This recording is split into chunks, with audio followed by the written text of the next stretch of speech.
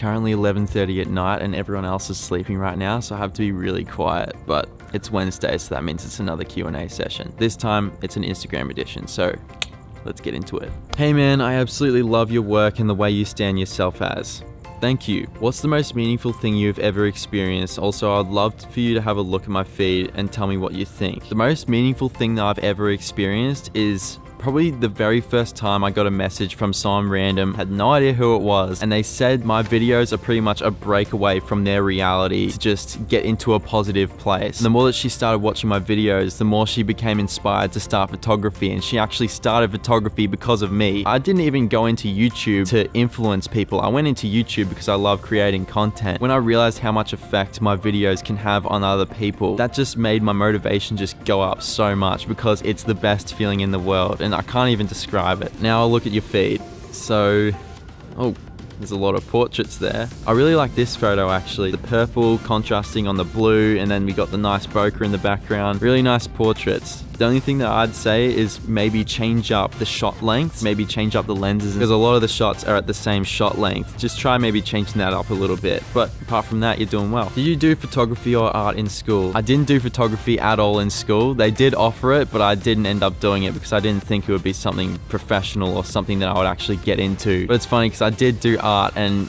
I'm not talented at it. I have no idea why I did art. I think that I did art probably because I thought it would help me with animation. When I finished school, I originally wanted to be an animator. I was gonna try my best to get good at sketching so I could do a lot of frame by frame animation, but I never ended up taking it up and I was never really that good at art. It was good for storyboards and stuff though. What made you start YouTube? I've answered this question a fair few times, but Casey Neistat was the one that inspired me. I've always wanted to be a YouTuber. I never thought that it would be possible. Super hard to make money on it unless if you're really creative or if you're really funny or whatever. And that's what I thought in the first place. But now I've realized I know that I can do this. I just need to put in the work. It's the same with anything. Whatever you want to become, as long as you put in the work, and if you're working harder than everyone else, then you're gonna get there. Time, patience, hard work, and over time with hard work you'll build talent. But yeah, with Casey Neistat, the fact that he made a film every single day for however long, his work ethic is what inspired me. What's something you bought for $100 or less that made a big impact on your life? Probably my cap actually. I can't really think of anything else like less than $100. This cap, like I wear it everywhere. It's pretty much a part of me. How old are you and where are you from? I'm 21 years old. I was born in America. I live in Australia, but right now I live in America, but I'll be back in Australia soon. What drives you to make videos with so much negativity on the platform?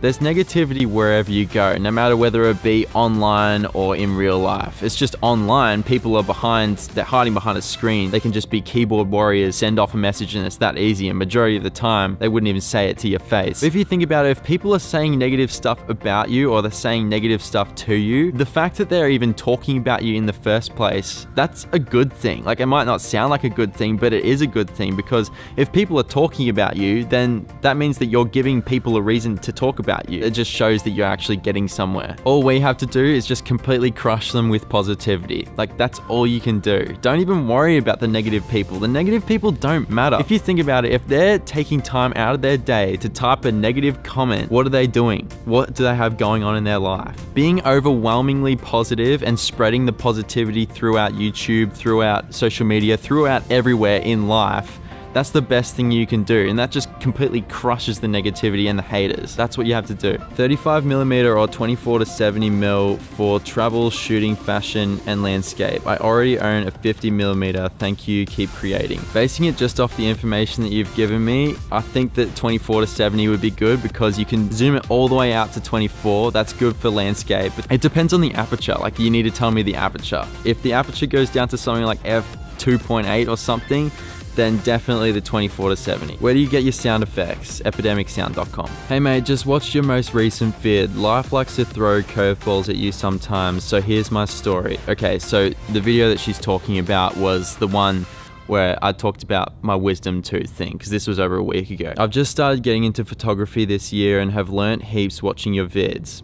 That's good. I've decided to buy 2 off-camera flashes and a Gary Fong 2 weeks ago. The day they arrived, I was watching your vids and I unfortunately suffered a stroke. Wow, I'm really sorry about that. I can't imagine what you're going through right now. Pretty crazy, but it happened because a blood clot went through my whole heart and up to my brain.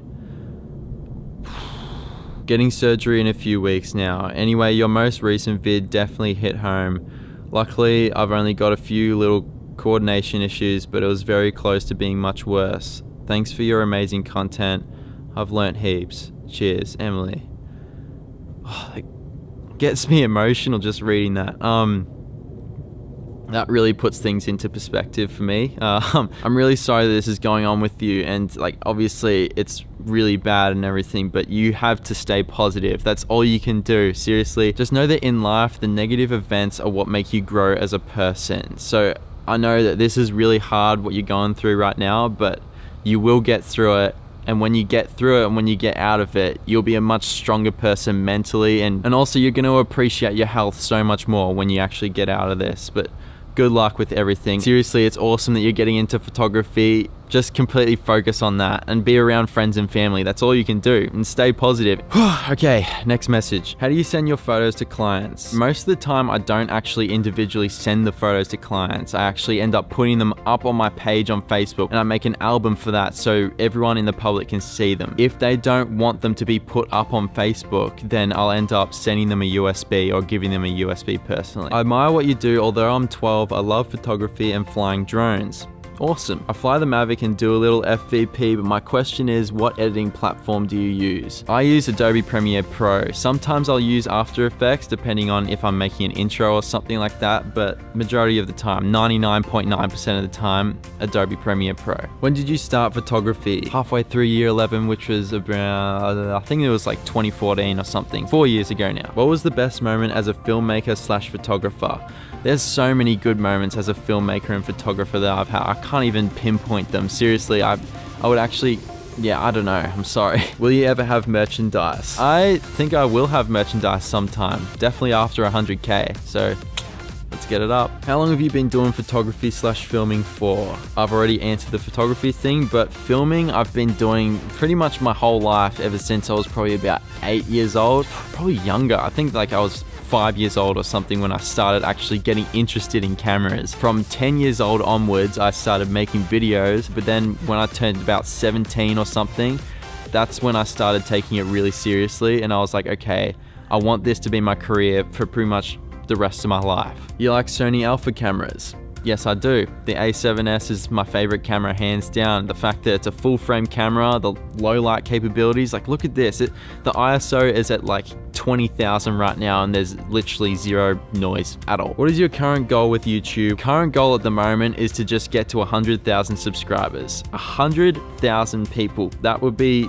a huge milestone for me. What do you want to accomplish in the near future with YouTube? Okay, so the near future, don't really have many plans. It's just more like keep inspiring people, keep being a positive influence to people, and keep creating content that makes me happy and makes you guys happy. That's all I want to do. Where are you planning to go next? Hope one day you come to Argentina. No offense, I've never really thought of going to Argentina at all. Don't have plans of going anywhere. So I don't know, I guess you'll have to see. Watch more vlogs and you'll figure out where I'm going. Which city do you love the most?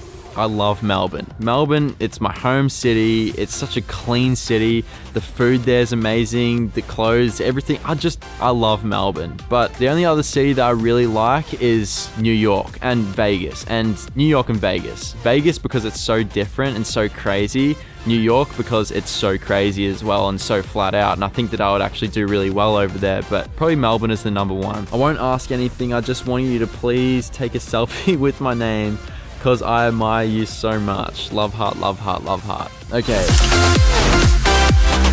I know, as always, there's so many more questions that I need to answer, but you'll just have to wait for the next Q&A session next week. And if you did like this video, maybe consider clicking the like button and subscribing. It's up to you. You know what to do. It was awesome hanging out with you guys again, and I'll catch you guys tomorrow.